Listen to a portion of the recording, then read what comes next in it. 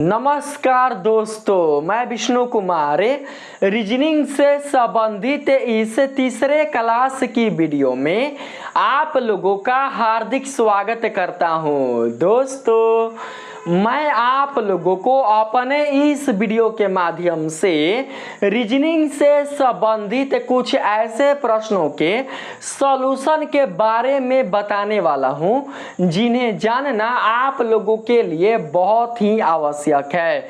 दोस्तों, आप लोग यहाँ पर हेडिंग में देख सकते हैं कि लिखा हुआ है निम्नलिखित संख्या श्रृंखला में गलत संख्या की पहचान कीजिए। दोस्तों, यहाँ पर यह संख्याओं की एक श्रृंखला है और इस श्रृंखला में कोई एक ऐसी संख्या शामिल है जो कि इस श्रृंखला का सदस्य है ही नहीं। आप लोगों को उसी संख्या के बारे में पता लगाना है, उसी संख्या को आप लोगों को ढूंढना है। दोस्तों, कई बार कॉम्पिटिटिव एग्जाम में ऐसे प्रश्न पूछे जा चुके हैं, इसलिए मैं आप लोगों को इस वीडियो क्लासेज में ऐसे प्रश्नों का ही सॉल्यूशन करना सिखाऊंगा। तो आइए हम लोग ऐसे प्रश्नों को सोल्व करने का प्रयास करते हैं। दोस्तों, देखिए, यहाँ पर संख्याओं की इस सूची में आने वाले जो संख्याएं हैं वो जिस किसी भी पैटर्न के आधार पर एक दूसरे के साथ क्रमागत रूप से व्यवस्थित है, हमें सबसे पहले उस पैटर्न को ढूंढना होगा। जब तक दोस्तों हम लोग इस सूची में आने वाले संख्याओं के सही पैटर्न को नहीं ढूंढ पाएंगे, तब तक हम नहीं बता सकते हैं कि इस सूची में कौन सी संख्या ऐसी है जो कि इस सूची का सदस्य है ही नहीं। तो जानते हैं, यहाँ पर दोस्तों हम कुछ ऐसा काम करते हैं जिससे कि हमें 12 के बाद 133 मिल जाए। ध्यान से बात को समझिएगा, हमें कुछ ऐसा काम करना होगा जिससे कि 12 के बाद 133 मिल जाए और 133 के बाद 261 मिल जाए। आइए हम करके देखते हैं। दोस्तों, अगर आप यह सोच रहे हैं कि 12 को 10 से गुना कर दिया जाए और साथ ही इसमें 13 को जोड़ दिया जाए तो 133 प्राप्त हो जाएगा, इसमें कौन सी बड़ी बात है? तो दोस्तों, ऐसा नहीं है। अगर आपने इस पैटर्न के आधार पर 12 के बाद 133 प्राप्त किया हुआ है तो आप लोगों को इसी पैटर्न के आधार पर 133 के बाद 261 को भी प्राप्त करना है, पैटर्न चेंज नहीं करना है। बात आ रही है समझ में? दोस्तों, अगर आप लोग 133 को 10 से मल्टीप्लाई कीजिएगा तो मान क्या मिलेगा? 1330 मिलेगा। जबकि हमें लाना क्या है? हमें लाना है 261 है। तो आप ही लोग बताइए, क्या यह पैटर्न सही है इस सूची के लिए? नहीं ना, यह पैटर्न गलत है। ठीक है दोस्तों, यहाँ पर आप अगर ध्यान से देखें तो देखने से यह पता चलेगा कि इस सूची में आने वाले जो क्रमागत सदस्य हैं, जो क्रमागत संख्याएं हैं, वो आरोही क्रम में आए हुए हैं। देखिए, 12 के बाद 133 है, 133 के बाद 261 है और 261 के बाद 401 है। ऐसी स्थिति में हम लोग दो क्रमागत पदों के अंतर को लेकर चलेंगे। बात आ रही है ना समझ में? दोस्तों, अगर हम यहाँ पर दो क्रमागत पद 12 और 133 ले लें तो इनका अंतर क्या प्राप्त होगा? इनका अंतर ऐसे प्राप्त होगा, यानी हम दूसरे पद में से पहले पद को घटाएंगे। आप चाहे तो पहले पद में से दूसरे पद को भी घटा सकते हैं, लेकिन आगे भी आपको इसी तरीके से घटाना होगा, घटाव में चेंज नहीं करना होगा। ठीक है, हमने दूसरे पद में से पहले पद को घटाया है तो यह काम हम आगे भी करेंगे। फिर हम यहाँ पर दूसरे पद में से पहले पद को घटाएंगे। अगर क्रमागत रूप से दो पद 133 और 261 लेकर चले तो आइए घटाते हैं। 3 में से 2 जाएगा तो 1 बचेगा, और यहाँ पर 3 में से 1 जाएगा तो 2 बचेगा, और 1 है तो 1 यहाँ पर उतार लेंगे। इसी प्रकार से दोस्तों हम लोग 261 में से 133 को घटाएंगे। यहाँ पर क्या आएगा, 11 में से 3 जाएगा तो 8 आएगा। ठीक है, 5 में से 3 जाएगा तो 2 आएगा, और 2 में से 1 जाएगा तो 1 आएगा। ठीक है, यहाँ पर 401 में से 261 को घटाते हैं। ठीक है, 261 है, 1 में से 1 गया तो 0 बचा, 10 में से 6 गया तो 4 बचा, और यहाँ पर 3 में से 2 गया तो 1 बचा, 140 आएगा। ठीक है दोस्तों, यह काम हम लोग कम से कम 3 स्टेप तक करेंगे। ठीक है, अब जरा देखते हैं कि इन तीनों के बीच कौन सा संबंध स्थापित हो रहा है। दोस्तों, अगर आपको 121 के बाद 128 प्राप्त करना है तो 121 में 7 ऐड करना होगा, और 128 के बाद अगर 140 प्राप्त करना है तो आप लोगों को 128 में जोड़ना होगा कितना, तो दोस्तों 12। कितना, तो 12। 128 2 30 10 40, तो क्या मिल जाएगा, 140 मिल जाएगा। देखिए यहाँ पर 7 आया हुआ है और 7 के बाद 12 आया हुआ है। दोस्तों एक स्टेप और लेकर चलते हैं तब ना पता चलेगा जी। बताइए, यहाँ पर हमने 401 में से 261 को घटाया था, अब हम 552 में से 401 को घटाएंगे। ठीक है, घटाते हैं। 2 में से 1 जाएगा तो 1 बचेगा, 5 में से 0 जाएगा तो भैया यहाँ पर 5 ही बचेगा, 5 में से 4 जाएगा तो 1 बचेगा, 151 आएगा। अगर हम कहें कि 140 में कितना ऐड करें कि 151 हो तो आपका जवाब क्या होगा। दोस्तों सिंपल है, 11। सिंपल है भैया, कितना, तो 11।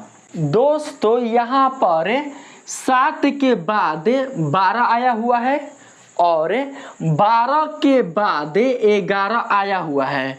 आप लोग देख सकते हैं कि 7 और 11 के बीच 12 स्थित है। दोस्तों 7 और 11 एक प्रकार का विषम संख्या है और साथ ही 7 और 11 एक प्रकार का अभाज्य संख्या है, लेकिन 12 ना ही विषम संख्या है और ना ही अभाज्य संख्या है। दोस्तों कहीं ना कहीं जो कमी है वो 12 में ही है। ठीक है, देखिए 7 के बाद डायरेक्ट 12 आ रहा है। अगर दोस्तों हम लोग इसे 11 बना दे तो 7 के बाद जो अगला क्रमागत अभाज्य संख्या होगा वो क्या होगा, वो दोस्तों 11 ही ना होगा।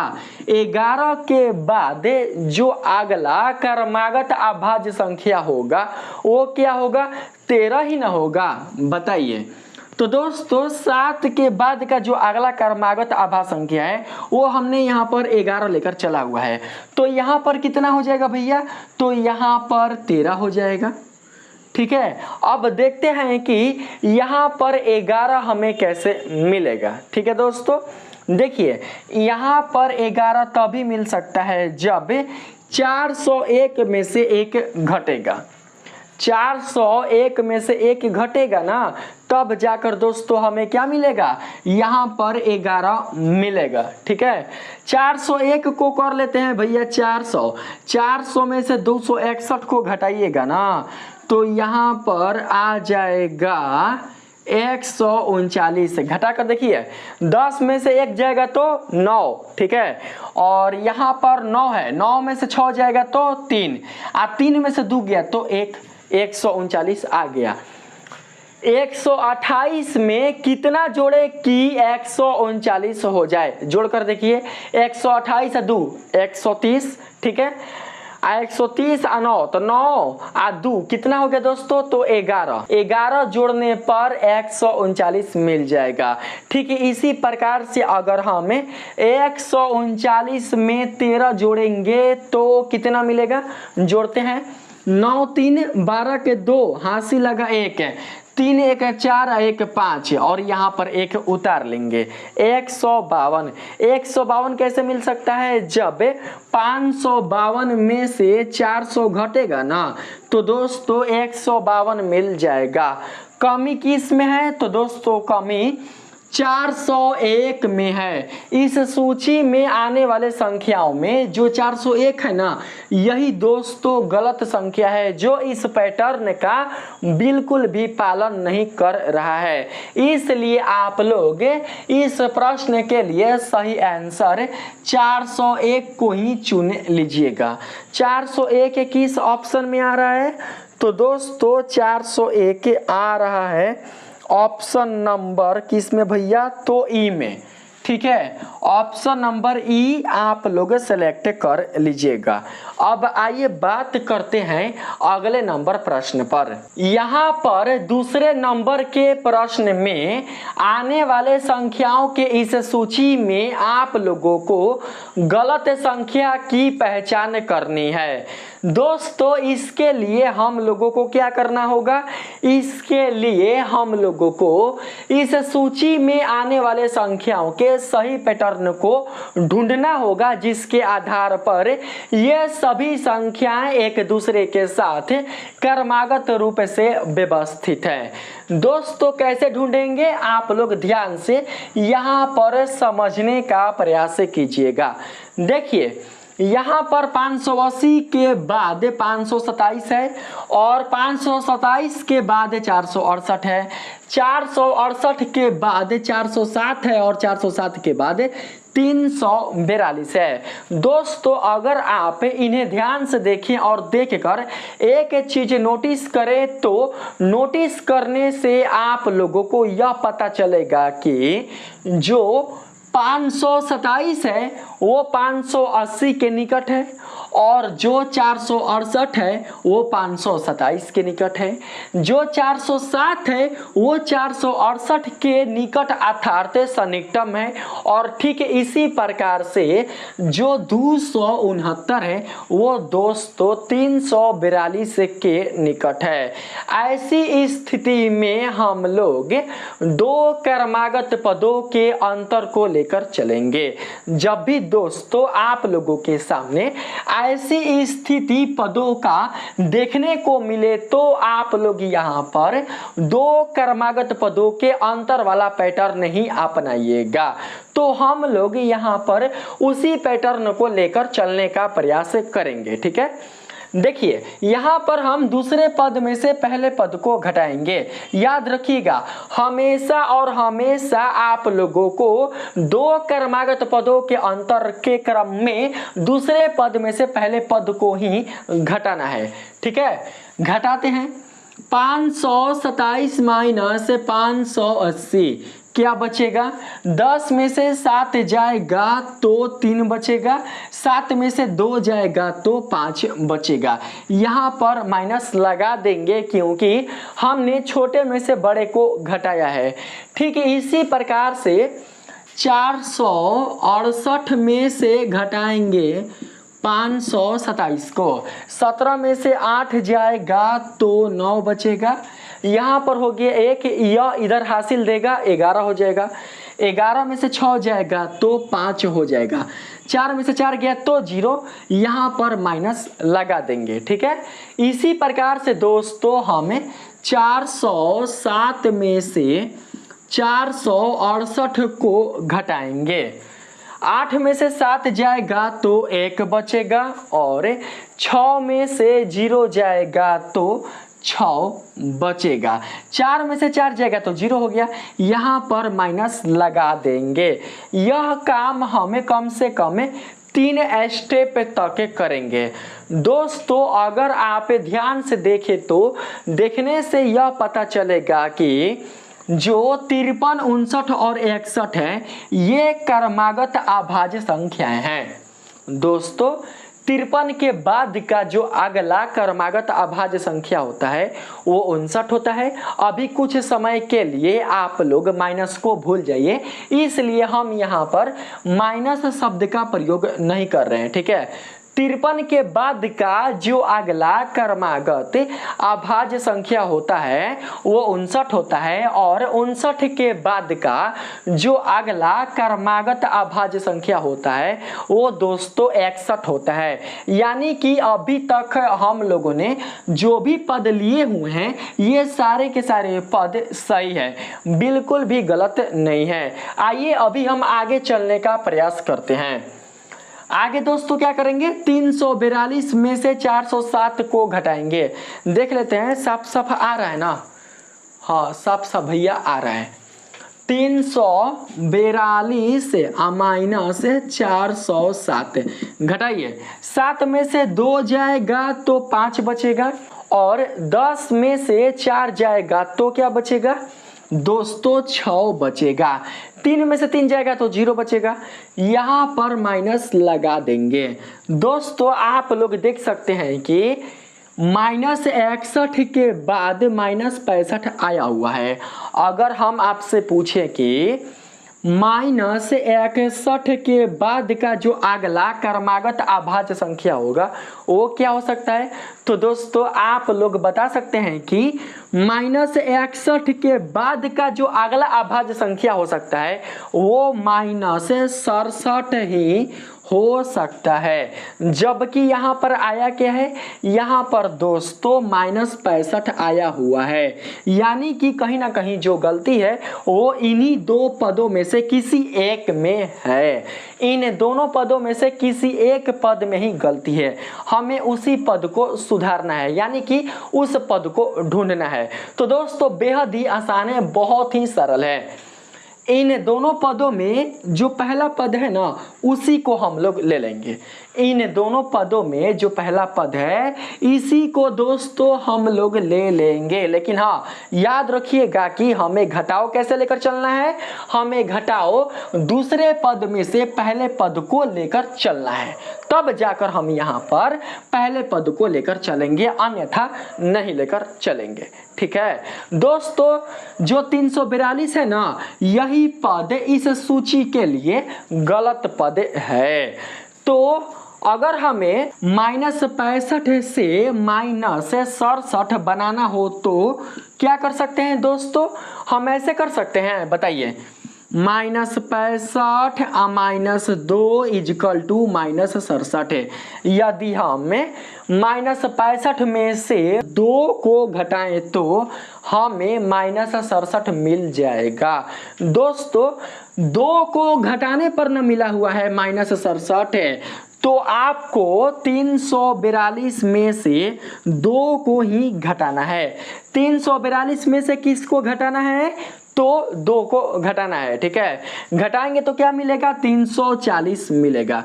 यानी कि 342 के स्थान पर 340 आना चाहिए था, तब जाकर यहाँ पर माइनस 67 मिलेगा। करके देख सकते हैं, यहाँ पर 340 लिख लेते हैं। 7 में से 0 जाएगा तो 7 बचेगा, 10 में से 4 जाएगा तो 6 बचेगा। आ नहीं गया, देख सकते हैं माइनस 67 आ गया। तो दोस्तों इस प्रश्न के लिए जो सही ऑप्शन होगा वो क्या हो सकता है, वो दोस्तों हो सकता है, बता देता हूँ। यहाँ पर खोलो ना जी, यहाँ पर आप लोग देखिए कौन सा ऑप्शन होगा, यहाँ पर दिखाई दे रहा होगा आप लोगों को ऑप्शन नंबर बी। आप लोग ऑप्शन नंबर बी को सेलेक्ट कर लीजिएगा। अब आइए बात करते हैं अगले नंबर प्रश्न पर। यहाँ पर दोस्तों इस सूची में आने वाले संख्याओं में जो संख्या गलत है उसी का पहचान हम लोगों को करनी है। आइए करने का प्रयास करते हैं। दोस्तों देखने से ही पता चल रहा है कि इस सूची में आने वाले संख्याओं में जो संख्या 29 है ना, वो दोस्तों एक प्रकार का गलत संख्या है, क्योंकि इस सूची में आने वाले कुल जितने सारे संख्याएं हैं 29 को छोड़कर वे सभी के सभी भाज्य संख्या के रूप में है। लेकिन यहाँ पर जो 29 संख्या है वो दोस्तों अभाज्य संख्या के रूप में है। इसलिए हम बोल सकते हैं कि इस सूची में जो संख्या 29 है ना, वो दोस्तों गलत संख्या है।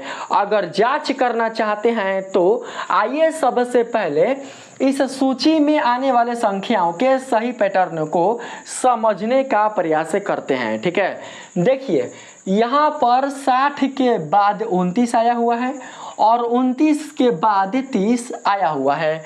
हम लोग यहाँ से यहाँ तक चलने का प्रयास करते हैं। ठीक है, 30 के बाद 60 कैसे आएगा दोस्तों? 30 के बाद 60 30 का 2 गुना करने के बाद आएगा ना, बताइए। 30 दूनी 60। ठीक है, 60 में हम ऐसा क्या करें जिससे कि 240 मिल जाए? दोस्तों 60 को अगर हम लोग 4 से गुना करेंगे ना, 6 चौके 24।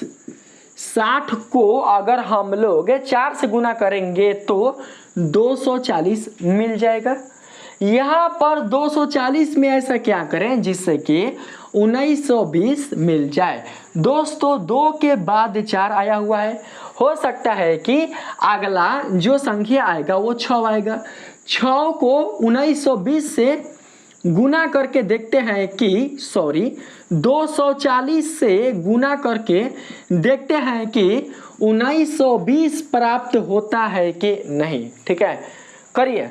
6 चौके 24 के 4, हासी लगा 2 और 4 दूनी 8 है, 8 2 10, आज 0 बैठा देंगे। 1040 आ गया जी, 1040। जबकि लाना क्या है? 1920 लाना है। दूनी के 4 है तो 4 दूना 8 कर देते हैं भैया, 4 दूना 8 कर देते हैं। ठीक है, गुना करते हैं। 8 चौके 32 के 2 जमा 3, 8 दूनी 16, 16 3 19, 0 यहाँ पर बैठा देंगे।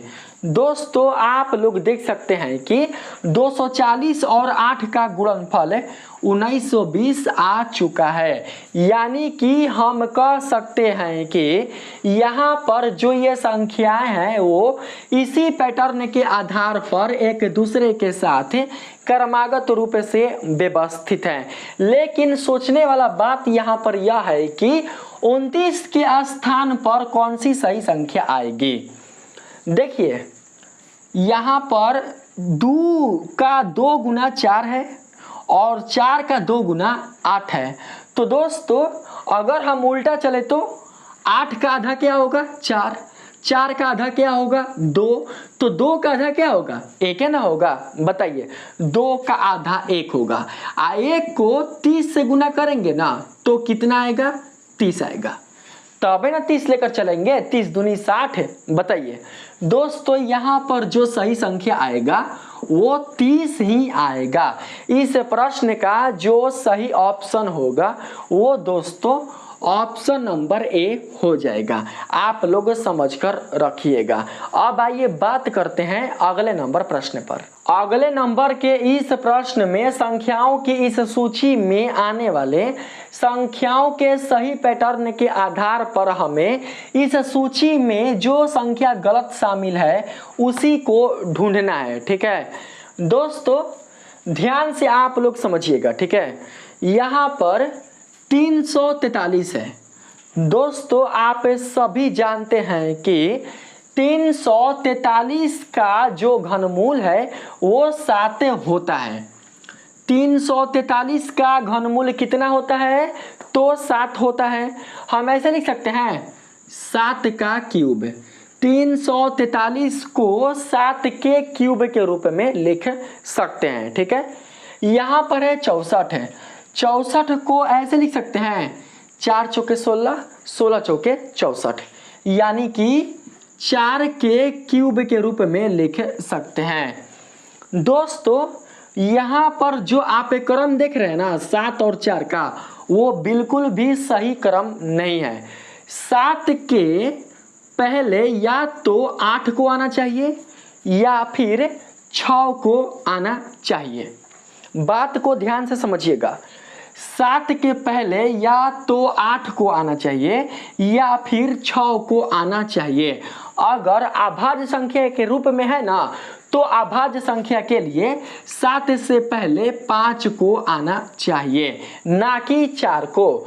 तो दोस्तों हम ऐसा क्या करें कि यहाँ पर 5 हो जाए या फिर 6 हो जाए। 64 है ना, 64 को कैसे लिख सकते हैं दोस्तों? 64 को 8 के रूप में ऐसे लिख सकते हैं, 8 8 64। बहुत सारे बच्चे यह सवाल कर सकते हैं कि आप ऐसा क्यों कह रहे हैं सर कि 7 से पहले 8 ही आएगा या फिर 6 ही आएगा या फिर 5 ही आएगा? क्योंकि बाबू देखिए 7 के बाद क्या आता है? 8 ना आता है, जो क्रम को दर्शा रहा है। अगर हम बात करें विषम संख्या का, तो विषम संख्या के लिए 7 के बाद का जो अगला विषम संख्या है वो कौन आता है? तो दोस्तों 9 आता है, ठीक है। और इसके पहले जो विषम संख्या है क्रमागत वाला, वो कौन आता है? तो दोस्तों वो 5 आता है। लेकिन यहाँ पर तो 4 है, तो बताइए क्या ये जो 4 है वो इस क्रम में है? नहीं है ना, इसलिए हम 4 को हटा देंगे, 4 को नहीं रखेंगे। यहाँ पर 8 के स्क्वायर को रखेंगे, 8 के स्क्वायर को, 8 8 64। देखिए यहाँ पर 8 का स्क्वायर है, यहाँ पर 7 का क्यूब है। तो दोस्तों यहाँ पर क्या होना चाहिए? आप लोग खुद से सोच कर बताइए, यहाँ पर क्या होना चाहिए भैया? यहाँ पर 6 होना चाहिए। पावर बढ़ रहा है, यहाँ पर पावर 2 है, यहाँ पर पावर 3 है, तो दोस्तों यहाँ पर पावर 4 आना ही चाहिए। देखते हैं कि 6 के पावर 4 का जो मान है वो 1296 प्राप्त होता है कि नहीं। ऐसे लिख सकते हैं 6 का स्क्वायर गुना 6 का स्क्वायर, 6 6 के 36 है, 6 6 के 36, यानी कि 36 का स्क्वायर करते हैं। 6 6 के 36 के 6 हासी लगा 3, 6 3 18, 18 दूनी 36 है, आ 36 3 39, 39 के 9 आ जमा 3, तितरी के 9 9 3 12 आ गया ना 1296। बताइए दोस्तों जो 6 के पावर 4 है वो सही है किसके लिए? 1296 के लिए। यानी कि यहाँ पर क्या आ सकता है? यहाँ पर 5 आ सकता है और यहाँ पर 5 आ सकता है। यानी कि 3125 को हम 5 के पावर 5 के रूप में लिख सकते हैं। अगर आप 5 के पावर 5 को देखिएगा ना मान निकाल कर, तो दोस्तों 3125 ही आएगा। अब इधर चलने का प्रयास करते हैं। देखिए 5 है, 6 है, 7 है, 8 है, तो यहाँ पर 9 आया होगा, ठीक है। और यहाँ पर 10 आया होगा, 5 6 7 8 9 10। यहाँ पर घात 5 है, 4 है, 3 है, 2 है, तो दोस्तों यहाँ पर घात 1 आना चाहिए और यहाँ पर घात 0 आना चाहिए। 10 के पावर 0 का मान 1 होता है, 9 के पावर 1 का मान 9 होता है, लेकिन यहाँ पर 8 आया हुआ है। इसलिए इस सूची के लिए हम गलत संख्या 8 को ही चुनेंगे। दोस्तों 8 के स्थान पर 9 आएगा ना कि 8 आएगा। आप लोगों ने जान लिया कि कैसे आएगा। तो दोस्तों इस प्रश्न के लिए जो सही आंसर होगा वो हो जाएगा 9, ठीक है। यानी कि अगर हम बात करें गलत संख्या का, तो गलत संख्या कौन है? 8 है। कौन सा सही ऑप्शन होगा? तो भैया ए, ऑप्शन नंबर ए को सेलेक्ट कर लेंगे। अब आइए बात करते हैं अगले नंबर प्रश्न पर। इस प्रश्न में दोस्तों जो आप संख्याओं की श्रृंखला देख रहे हैं, इस श्रृंखला में सम्मिलित जो गलत संख्या है उसी का पहचान आप लोगों को करना है, ठीक है। देखिए यहाँ पर 384 के बाद 194 है और 194 के बाद 99 है और 99 के बाद 54 है। दोस्तों जो 194 है वो बिल्कुल भी 384 के सन्निकटन नहीं है, और जो 99 है वो बिल्कुल भी 194 के सन्निकटन नहीं है। ठीक है, इसी प्रकार से जो 54 है वो 99 के सन्निकटन नहीं है। यानी कि दोस्तों इन दोनों पदों में 2 गुना का अंतर है, इसलिए हम लोग यहाँ पर बिल्कुल भी 2 क्रमागत पदों के अंतर को लेकर नहीं चलेंगे। हम यहाँ पर 2 पदों के क्रमागत वाले जो अंतर है उसे लेकर नहीं चलेंगे, कोई और यहाँ पर पैटर्न लागू करने का प्रयास करेंगे। देखिए हमने क्या बताया, हमने दोस्तों ये बताया कि इन दोनों पदों में 2 गुना का अंतर है, इन दोनों पदों में 2 गुना का अंतर है। देखिए 194 को आप 200 नहीं बोल सकते हो, जो 194 है वो 200 के निकट नहीं है, बताइए। जो 99 है वो 100 के निकट नहीं है, बताइए। जो यहाँ पर 54 है वो दोस्तों 50 के निकट नहीं है, बताइए। जो 99 है वो 100 के निकट नहीं है, बताइए। तो 50 का 2 गुना 100 नहीं होता है, और 100 का 2 गुना 200 नहीं होता है, बोलिए। 300 जो 84 है वो 400 के निकट नहीं है, और जो 194 है वो 200 के निकट नहीं है, तो 200 का 2 गुना 400 ना होता है। यहाँ पर जानते हैं, यहाँ पर दोस्तों हम लोग आधा का मान लेकर चलेंगे, आधा का मान बताते हैं कैसे, ध्यान से समझिएगा, ठीक है। देखिए 384 का आधा करेंगे, 384 आप बटा में 2, ठीक है। 384 का आधा क्या होगा, यहाँ पर 19 दूनी और 30 आदू दूनी के 4, ठीक है, 192 होगा। दोस्तों 192 से 194 बनाने के लिए हमें क्या करना होगा, हमें 192 में 2 जोड़ना होगा, तो हम 194 प्राप्त कर सकते हैं। ठीक है, इसी प्रकार से 194 का आधा करके देखते हैं, ठीक है। 194 आप बटा 2, आधा 2 9 18 आ 2 7 14, 97 आ गया। 97 से हमें 99 बनाना है, तो क्या करेंगे, 2 जोड़ देंगे, 7 2 9 ना होता है, तो यहाँ पर 99 मिल जाएगा, ठीक है। इसी प्रकार से अगर हम 99 का आधा करें तो 99 का आधा होगा ही नहीं। अगर आप 99 का आधा कीजिएगा ना तो दोस्तों मान अपूर्ण प्राप्त हो जाएगा, पूर्ण रूप से प्राप्त बिल्कुल भी नहीं होगा। यहाँ पर हमने 384 का आधा किया तो पूर्ण प्राप्त हुआ, 194 का आधा किया तो पूर्ण प्राप्त हुआ, लेकिन जब हम 99 का आधा करने जा रहे हैं तो हमें बिल्कुल भी पूर्ण प्राप्त नहीं हो रहा है। तो दोस्तों कहीं ना कहीं जो डाउट है वो इसी पद में है। किस पद में है, इसी पद में है। दोस्तों जो 99 वो किसके सन्निकटन है बताइए, तो जो 99 है वो 100 के सन्निकटन है। हम 99 के स्थान पर 100 लेकर चलते हैं। 100 का आधा 50 होता है, 50 से हमको 54 बनाना है, तो यहाँ पर क्या लिख सकते हैं दोस्तों, यहाँ पर 4 लिख सकते हैं, ठीक है। 50 और 4 कितना हो जाएगा, 54 हो जाएगा। लेकिन पैटर्न में गलती आ रहा है दोस्तों, 384 का आधा सही किया है ना हमने, 2 एकम 2 आ 2 9 18 आ 2 दूनी के 4, 192 आ 2 194 सही है। 194 का आधा 2 9 18 आ 2 7 14, तो आ गया यहाँ पर 97।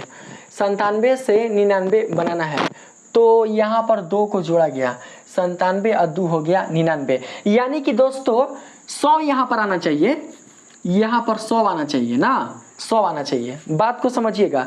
यहाँ पर 100 आएगा ना तो दोस्तों यहाँ पर कितना हो जाएगा, यहाँ पर 3 हो जाएगा। तो देख सकते हैं प्राकृतिक संख्याओं का एक श्रृंखला पकड़ लिया, 2 के बाद 3 और 3 के बाद 4 आ गया, आया ना, बताइए। तो दोस्तों हाँ ये गलत संख्या हो जाएगा, 99 के स्थान पर 100 आना चाहिए। इस प्रश्न का जो सही ऑप्शन होगा वो दोस्तों क्या हो सकता है, खुलो ना जी, यहाँ पर देख सकते हैं आप लोग, यहाँ पर ऑप्शन दिया होगा। इस प्रश्न का जो सही ऑप्शन होगा वो ई हो जाएगा, ई। ऑप्शन नंबर ई को सेलेक्ट कर लीजिएगा। मुझे उम्मीद है कि आप लोगों को अब धीरे धीरे समझ में आ रहा होगा कि कैसे हमें संख्याओं की सूची में आने वाले संख्याओं में जो संख्या गलत रूप से शामिल है उसकी पहचान कर सकते हैं। आइए एक और प्रश्न को लेने का प्रयास करते हैं और उसके बाद इस वीडियो को समाप्त करते हैं। दोस्तों फिर अगले वाले वीडियो में ऐसा ही प्रश्न मैं आप लोगों के लिए लेकर आऊंगा। बस आप लोग वीडियो को वॉच करना बिल्कुल भी नहीं भूलिएगा, ठीक है। आइए अगले प्रश्न पर चलने का प्रयास करते हैं। दोस्तों अगले प्रश्न के इस सूची में आने वाले संख्याओं के पैटर्न को आप लोग समझने का प्रयास कीजिएगा, ठीक है। देखिए यहाँ पर 2800 है और यहाँ पर 700 है, यहाँ पर 4200 है और यहाँ पर 1100 है, ठीक है। दोस्तों 2800 में हमेशा क्या करें जिससे कि 700 मिल जाए। दोस्तों अगर हमें 2800 में 4 से भाग देंगे ना तो 700 मिल जाएगा। 7 चौके 28 नहीं होता है, बताइए। तो भाग दे देंगे, 4 सत्ते 28 और 2 जीरो बैठा देंगे, 700 मिल जाएगा।